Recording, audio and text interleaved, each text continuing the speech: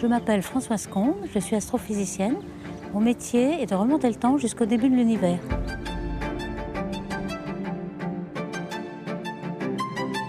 Françoise Combe est professeure au Collège de France, titulaire de la chaire Galaxies et Cosmologie, mais c'est ici que depuis 1989, elle mène ses recherches. Nous sommes sur le toit de l'Observatoire de Paris, l'observatoire le plus vieil établissement encore en opération. Alors derrière moi, vous voyez la coupole Arago, et à l'intérieur de la coupole, il y a une lunette qui, à l'époque, en 1850, était la plus grande au monde.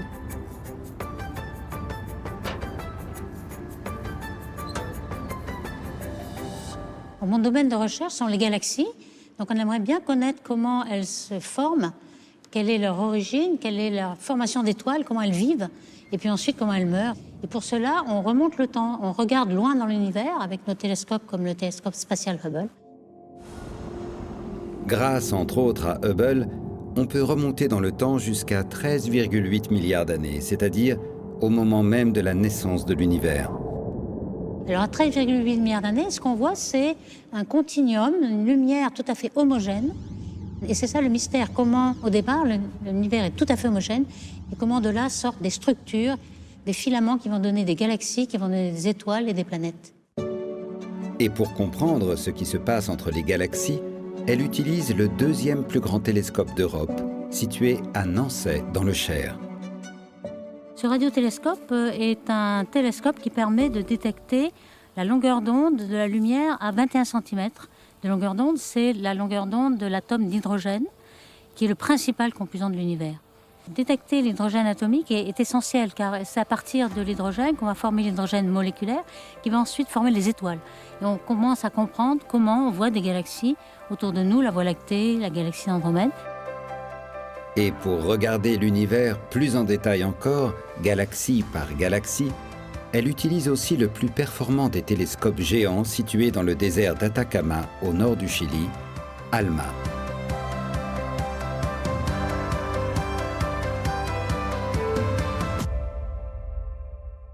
Les talents de Françoise Combe ne s'arrêtent pas à la qualité de ses observations. Elle est également, dans la profession, unanimement reconnue pour des compétences plus étonnantes encore. Françoise Combe, c'est quelqu'un qui a une compétence primaire qui est partagée par beaucoup d'astronomes, qui est l'observation. Mais depuis le début de sa carrière, elle a en plus allié à ça une compétence en simulation numérique. Très peu d'astronomes que je connais, et y compris moi, sont capables de faire à très haut niveau des observations expérimentales astronomiques et de la théorie. Ça, c'est vraiment quelque chose qui est complètement unique chez Françoise. Alors ici, nous sommes à l'étage de la salle des machines.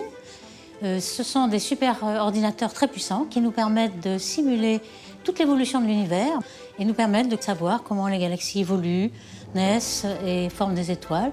Écoute, on est en train de décommissionner certaines machines. Comme tu vois, il y a sondes de rack qui sont libres.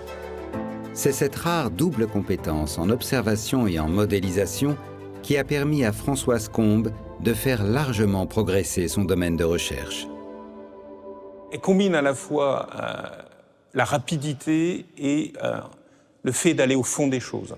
Ce qui distingue Françoise des autres chercheurs, c'est la variété de ses travaux, l'ampleur de ses travaux, toute une école de pensée qu'elle a fondée et tous ses étudiants et doctorants et postdoctorants qu'elle a formés et qui ont après essaimé dans l'ensemble de la recherche en France et à l'international.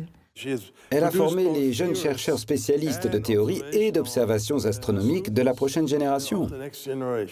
C'est très important de transmettre aussi toutes les méthodes de recherche et tous les problèmes et les questions que l'on se pose. Et les étudiants sont très très curieux, très bons aussi pour trouver les solutions. Donc je pense qu'on gagne chacun à travailler ensemble et à collaborer.